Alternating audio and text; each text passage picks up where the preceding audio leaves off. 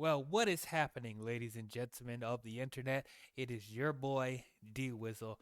Thank you, as always, for tuning back into the channel. And today, we're going to be talking about K-pop Demon Hunter. That's right, we're finally going to be talking about it. The big global sensation. I know everybody has been raving about this movie ever since it came out last year, last summer. And it's just, I know it's taken me a while to get to this movie, but we're finally going to be talking about it. So let us get into K-pop Demon Hunters. So, uh, when I first heard about this movie, I couldn't care less about it. I'm going to be honest. It did not drive my interest at all. Just going off the title, I thought this was one of the corniest titles I have ever seen. K-pop Demon Hunters. Like, what is that? Are they doing like a mashup of stuff? Like, what is going on here? Um, so I am familiar with the K-pop genre. There's a couple of some K-pop music that I've listened to over the past couple years, but I wouldn't say that I'm like a big K-pop fan. Um, I don't know. To me, I feel like there's some K-pop out there that's a little too overly produced and like just I don't know. Just something feels very artificial to me when I'm listening to K-pop, and it's funny uh, hearing that from me because I enjoy listening to I do like pop music. I like dance and electronic music as well. So you would think K-pop would appeal to me. And like I said, there's some songs out there that I like, but overall as a genre, I don't know. There's something that's a little too artificial and overproduced when it comes to K-pop. So it immediately didn't catch my interest. And then Demon Hunters, I immediately thought it was going to be some sort of like anime knockoff, whatever. The first thing I thought about was Demon Slayer, and I only watched a couple episodes of Demon Slayer. It's all right, the stuff that I've seen, but I don't know. Just hearing this title, this is the weirdest Frankenstein of a title I've ever seen.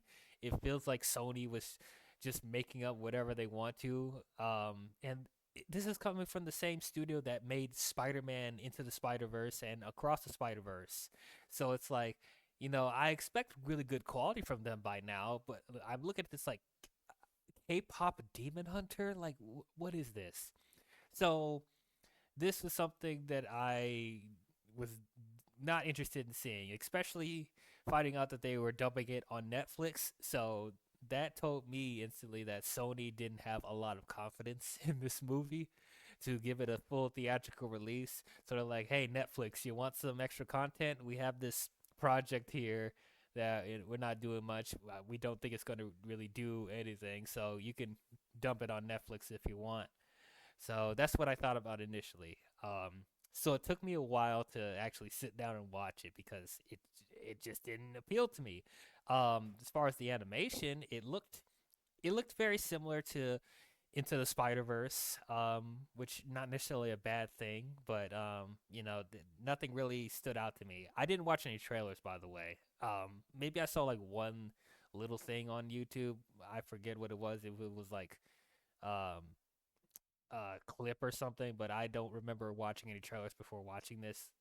But yeah, so I did not. I avoided this like the plague for a while, and yes, I would see it on the recommendations, and it would be on the top 10 list of what people are watching on Netflix. But I took that with a grain of salt because there are other stuff on Netflix that appear in the top 10 that I don't really enjoy that much.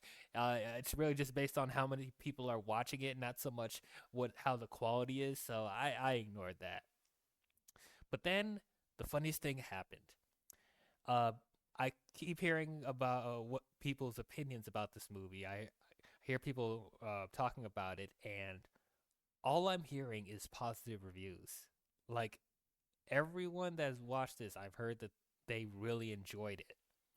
It's not just from the people that are K-pop fans or anime fans. Like I'm even hearing from other people, not only critics but even people in my personal life that not really into K-pop and not really into anime, and they're not. Some people that aren't even the biggest fan of animation, they watched this movie and they said that they really enjoyed this film.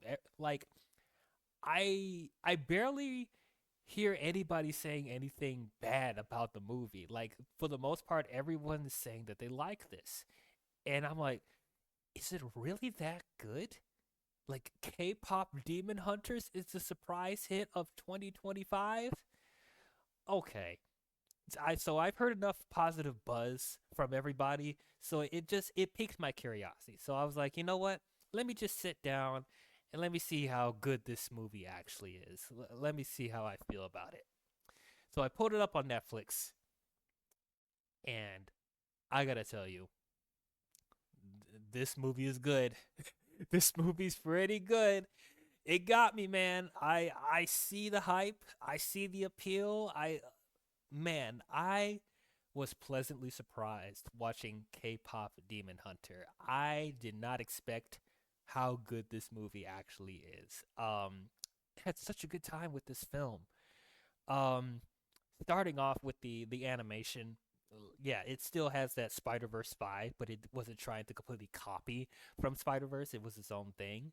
But the animation in this movie, I think is absolutely gorgeous. I love it. I love the movement of the characters. I love the color palette. I love the vibrancy.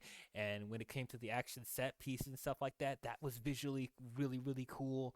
So the animation alone, like, definitely is worth watching. It's such a beautiful looking movie. Um, the music, the music in this movie, like it is infectious. That's the best way I could say is infectious. Um, I don't know if I would technically. I don't know if this officially be called a musical, but you could call this a musical because I think the music is driving the plot. But dude, when I was watching the movie, just when the music started coming up, like it's just so catchy. It's so good. I didn't expect how good the soundtrack actually was going to be. You know, with this being called K-pop Demon Hunter, you would expect the music to be actually good, but like this is actually great. Um, Man, to just go down some of the my favorite songs. How It's Done, that was a really good song. Takedown was pretty good. What It Sounds Like, I really like that song. Of course, Golden is probably the big standout for everybody. Which I definitely understand. This probably is the best song of the movie. But that song was awesome. You see the cast performing that on late night talk shows and stuff like that. So, and I'm actually hearing this stuff on the radio. I didn't even expect K-pop Demon Hunter to reach its way to the radio, but like I'd be in my car and I would hear Golden come on, and I'm like, wow, this is infectious. It seriously is.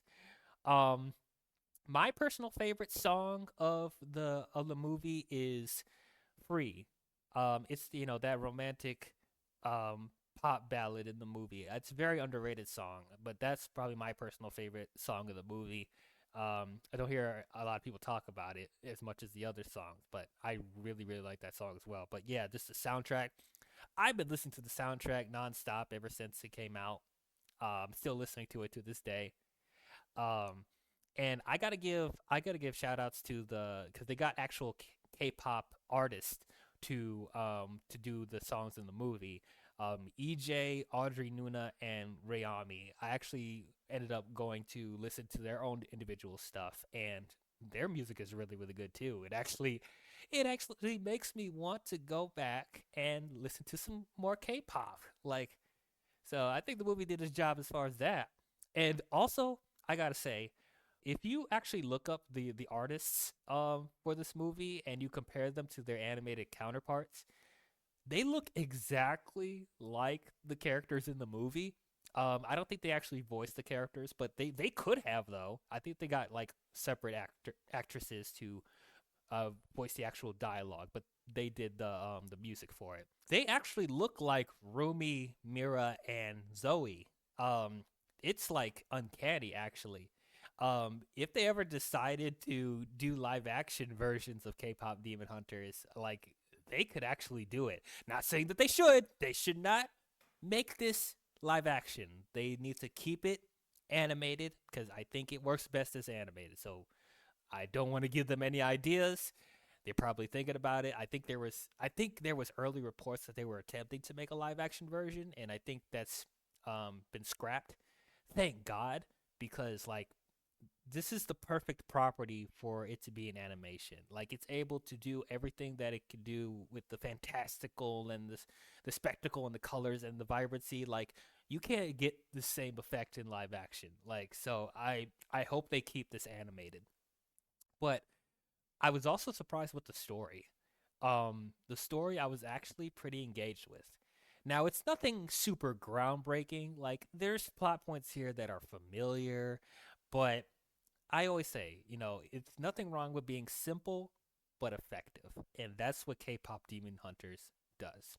So there's this prophecy, this ancient tradition that there are we three women that will be chosen and are given special abilities to hunt demons throughout the centuries.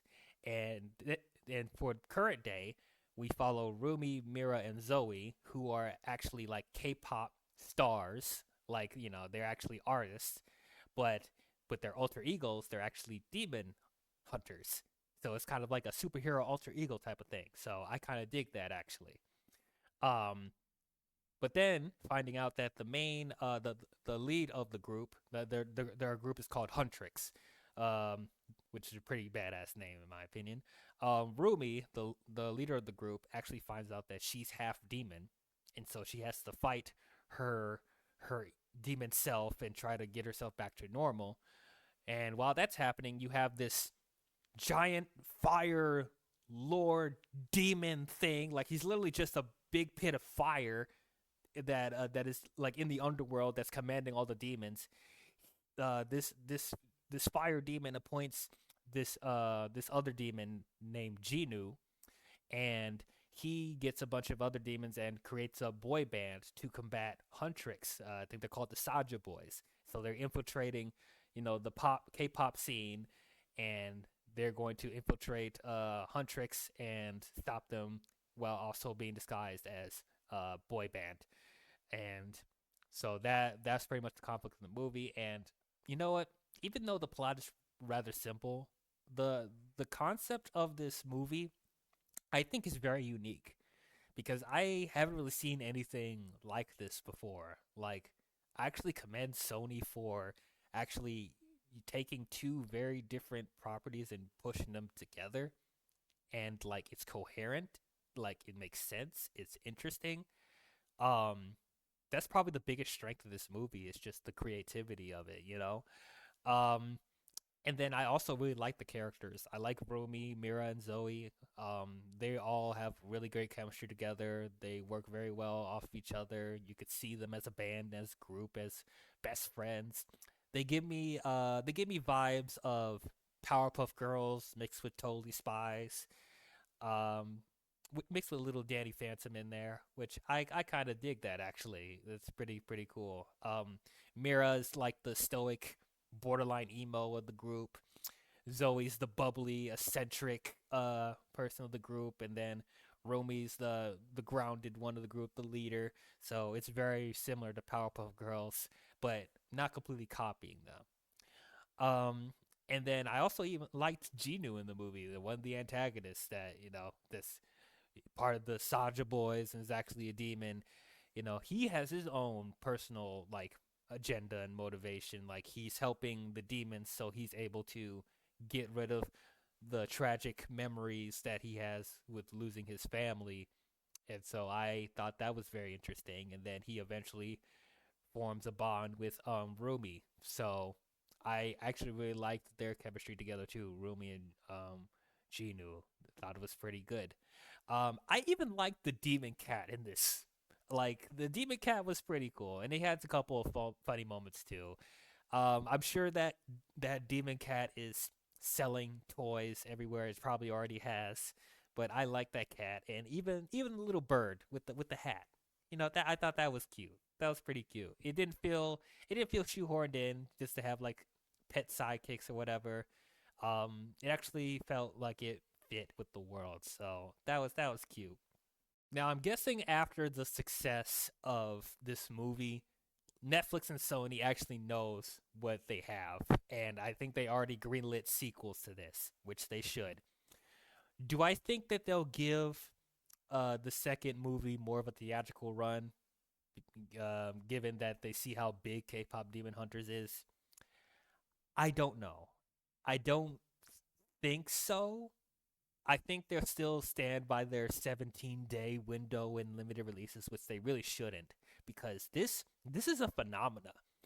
If the first K-pop Demon Hunter came out in theaters and actually had a full like theatrical release, I think this would have been a hit. I don't necessarily think it would like. I don't know if it'll reach the heights of Spider Verse. It maybe, but like I think it would have made a lot of money if it actually had a full theatrical run. So I do think they need to think about giving the second one more of a theatrical run. I do appreciate that they did re-releases in theaters for the first movie and they did sing-alongs for that. That I think that was a good move on their part, and they did make more money from that. But they need to expand this as much as they can. They got a global hit. I think this is something that could also be a hit worldwide. So like I really don't think they should limit this franchise's success. They really shouldn't. Um but yeah, man, I was pleasantly surprised with this movie. Um I definitely recommend people watching it, even if they're people that aren't K-pop fans or even, anime fans, like they're not fan of like Demon Hunters and stuff like that. I still recommend people watching this cuz like it's such an entertaining film. Like you don't have to be a fan of those properties to enjoy this movie. And funny enough, I actually think that kids can watch this. I'm not even joking. Yes, the movie is about hunting demons, but I actually think that, kids can actually enjoy this too. Like, I even know of some people that have kids that have watched it and they really liked it, and you hear them singing the songs and everything like that. So, I never thought that this movie could actually appeal to all demographics, but I think it does. Like, this is a unique case of don't judge a book by its cover. This movie right here. So go watch K-pop Demon Hunters if you haven't already. If you were even the slightest bit skeptical, give it a chance. Like I think it'll be worth your time. Absolutely. I will give K-pop Demon Hunters. I will give it a solid B. Like I thought it was a pretty good movie. It like I said, it's nothing groundbreaking. It's nothing like that's gonna change the landscape of cinema or anything. But it's an enjoyable time. You guys should just watch it. If you want an enjoyable film with great music, great visuals, definitely go out and watch this. But those are my thoughts on K-pop Demon Hunter. What did you guys think about it? Did you guys love it? Did you guys hate it? Did you guys think it was okay? Comment your thoughts down below and let me know. But if you guys enjoyed this review, please don't forget to leave a thumbs up and subscribe to the channel. And don't forget to hit the bell if you want to be notified on future videos I'll be doing. But that's all I have for you K-pop fans, and I will catch you guys next time. Talk to you guys later. Bye-bye.